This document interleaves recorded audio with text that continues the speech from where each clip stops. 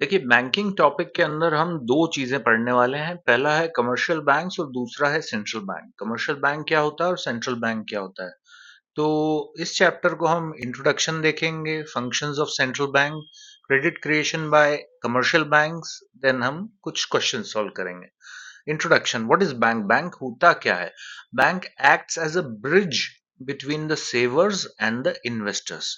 तो बैंक एक ऐसी जगह होती है जो सेवर्स को जोड़ती है इन्वेस्टर से, इन दोनों को मिलवाती है। It activate the idle resources of the community and use them for productive purposes. ये जो सेवर्स होते हैं इनके पास एक्सेस मनी होती है, इनके पास एक्सेस पैसा होता है। वेयर एज ये जो इन्वेस्टर्स होते हैं ना, इनको हमेशा पैसों की जरूरत होती है ताकि ये उससे कुछ प्रोडक्शन कर सकें और इनकम अर्न कर सकें।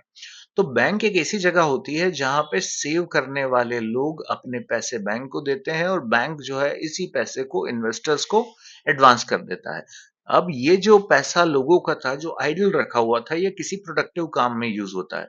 तो न सिर्फ सेवर्स को फायदा होता है, उनको इंटरेस्ट इनकम होती है, साथ ही ये जो इन्वेस्टर्स हैं ये भी प्रॉफिट अर्न करते हैं। ये जब प्रॉफिट अर्न करते हैं तो ये एम्प्लॉयमेंट भी देते हैं, ये लोगों को रोजगार रोजगार देने के अलावा जो स्टैंडर्ड ऑफ लाइफ देते हैं, बहुत सारे नए प्रोडक्ट्स बनाते हैं। तो बहुत सारे काम बैंक्स फैसिलिटेट करते हैं। अब बैंक्स जो हैं बेसिकली दो तरीके के होते हैं, एक होते हैं सेंट्रल बैंक, दूसरे होते हैं कमर्शियल बैंक्स।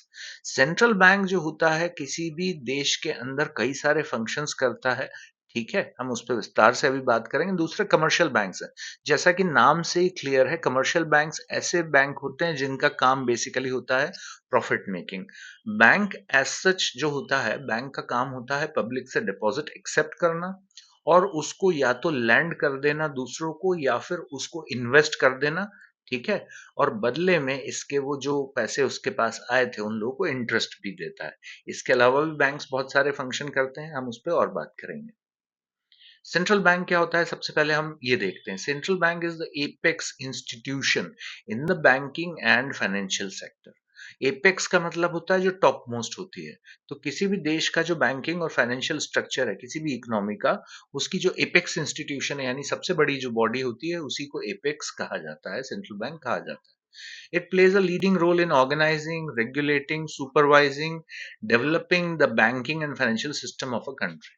तो इसका काम क्या होता है, ये बेसिकली ऑर्गेनाइज करती है बैंक्स को, रेगुलेट करती है सिस्टम को, सुपरवाइज करती है कमर्शियल बैंक्स को, डेवलप करती है देश के अंदर बैंकिंग और फाइनेंशियल का प्रॉपर सिस्टम। तो ये इसके बेसिक काम होते हैं। अब सेंट्रल बैंक की बात करूं तो इंडिया के सेंट्रल बैंक का नाम है reserve bank of India.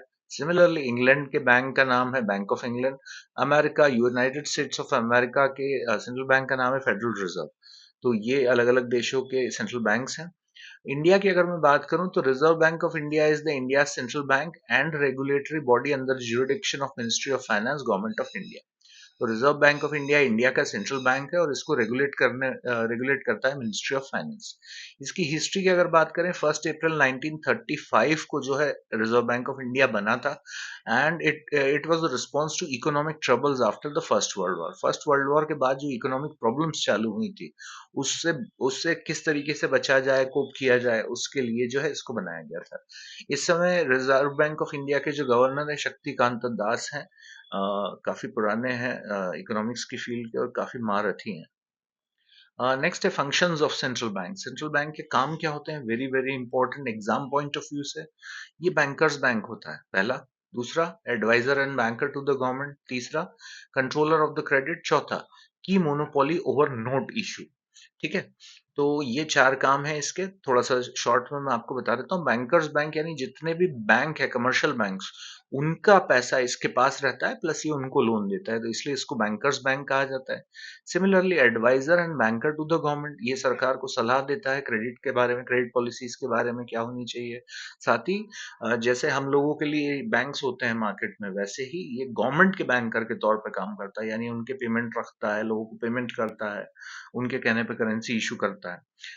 Next है controller of credit. Central bank controller of credit होता है, यानी मार्केट में कितना क्रेडिट होना चाहिए, कितना नहीं होना चाहिए, ये उसको कंट्रोल करता है।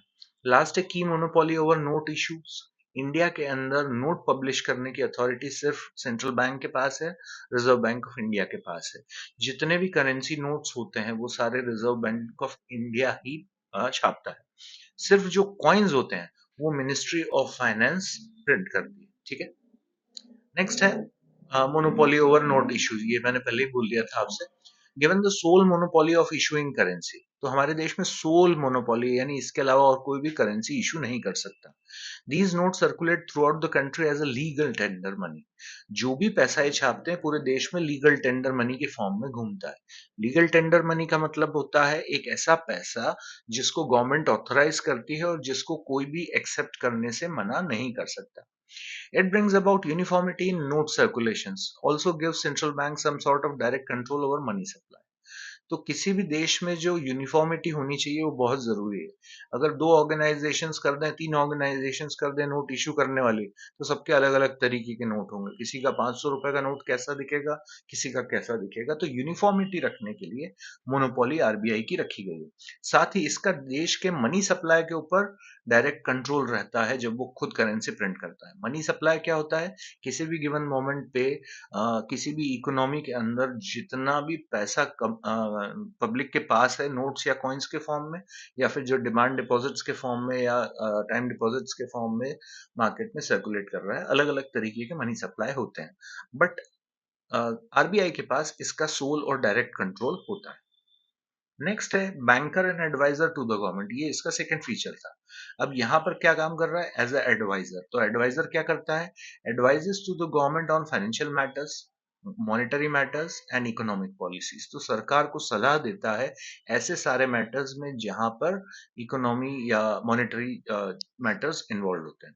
Next, it serves as an agent. It sells and buy foreign currencies on behalf of the government, issues new loans, etc. on behalf of the government. तो आरबीआई जो है, reserve bank of India, India में sole custodian of foreign currencies भी है, यानी इसी के पास सारी फॉरेन करेंसी आती भी है और इसी के पास से जाती भी है। गवर्नमेंट के बिहाफ पे ये काम करते हैं। साथ ही ये लोन्स वगैरह देना हो गवर्नमेंट को तो उसके लिए भी यही काम करते हैं। It extends loans. It provides short-term credit to the government by printing money against its security bills to finance government's deficit.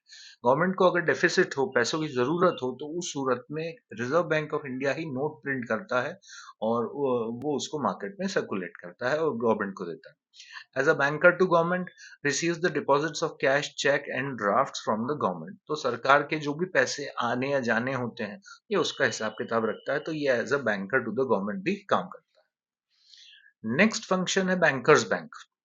Bankers bank यानी मैंने आपको बताया जितने बैंक्स हैं, जितने कमर्शियल बैंक्स को आप जानते हैं, स्टेट बैंक ऑफ इंडिया है, पंजाब नेशनल बैंक है, ICICI, HDFC, yes bank and so on. ये जितने बैंक हैं उन सबका जो बैंक है उसको सेंट्रल बैंक कहा जाता है। It maintains deposits of commercial bank. Commercial banks को अगर अपने पास से पैसे रखने होते हैं तो वो रिजर्व बैंक ऑफ इंडिया में रखते हैं। It provide guidance to all banks and regulate their activity.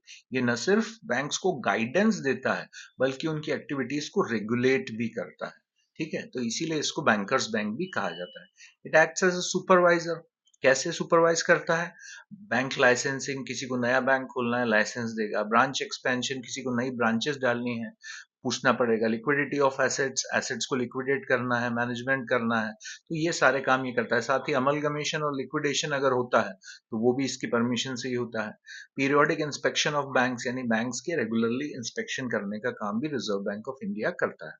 ठीक है, नेक्स्ट है lender of last resort. Lender of last resort का मतलब होता है कि अगर कमर्शियल बैंक्स को पैसों की जरूरत पड़ जाए तो वो किसके पास जाएं, जब बैंक को ही लोन की जरूरत पड़े तो ऐसे में वो जाते हैं सेंट्रल बैंक के पास और सेंट्रल बैंक उनको लोन देता है। ठीक है, तो this is called as lender of the last resort. The surplus funds with the central bank can be used to make advances to banks if temporarily in need of funds, acting as a lender of last resort. तो ये जो है paragraph ये बता रहा है lender of last resort का मतलब क्या होता है। तो सेंट्रल बैंक के पास जब सरप्लस फंड्स होते हैं और उसकी किसी बैंक को, कमर्शियल बैंक को टेम्परेरीली जरूरत होती है तो वो उसको फंड्स देता है और इसीलिए उसको लेंडर ऑफ लास्ट रिजॉर्ट कहते हैं। It means that if a commercial bank fails to get financial accommodation from anywhere, it approaches the central bank as a last resort. Central bank advances loans to such bank against approved security. तो अगर किसी commercial bank को कहीं और से finance available नहीं हो रहा है तो सेंट्रल बैंक के पास आता है और सेंट्रल बैंक जो अप्रूव्ड सिक्योरिटी है वो गिरवी रख के उसके बदले में उसको लोन दे देता है। Banks are required to deposit a fixed ratio of their net total liabilities, that is CRR, with the central bank. अभी ये जितने कमर्शियल बैंक्स होते हैं उनके पास जितने पब्लिक डिपॉजिट्स हैं उसका एक फिक्स्ड रेशियो जो होता है उनको सेंट्रल बैंक के पास रखना होता है. इसको CRR कहते हैं, cash reserve ratio. In addition to this, bank holds excess reserves with the central bank to meet any clearing due to settlement with other bank.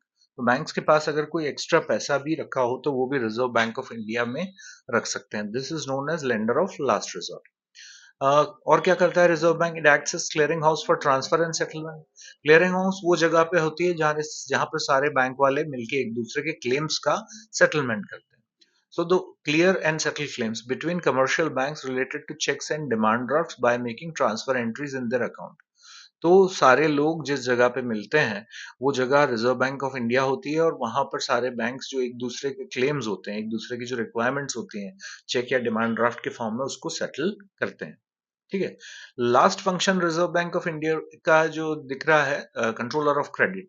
It adopts quantitative and qualitative techniques methods to control credit, which is known as monetary policy of central bank. ये जो central bank होता है ये एक monetary policy बनाता है. इस policy के अंदर कई सारे टेक्निक्स मेथड्स होते हैं, क्वांटिटेटिव भी हो सकते हैं, क्वालिटेटिव भी हो सकते हैं. और इस सारी पॉलिसी का उद्देश्य होता है क्रेडिट कंट्रोल. क्रेडिट कंट्रोल का मतलब होता है मार्केट में जो पैसा फ्लो हो रहा है, जो लोन्स दिए जा रहे हैं, उसको कंट्रोल करने की बात है. तो चाहे इन्फ्लेशन हो या डिफ्लेशन, जो सेंट्रल बैंक होता है वो अपनी मॉनेटरी पॉलिसी के थ्रू उस सिचुएशन को कंट्रोल करता है. इसके अंदर जो मेथड्स होते हैं वो क्वालिटेटिव या क्वांटिटेटिव दोनों टाइप के हो सकते हैं. तो ये थे रिजर्व बैंक के सारे फंक्शंस.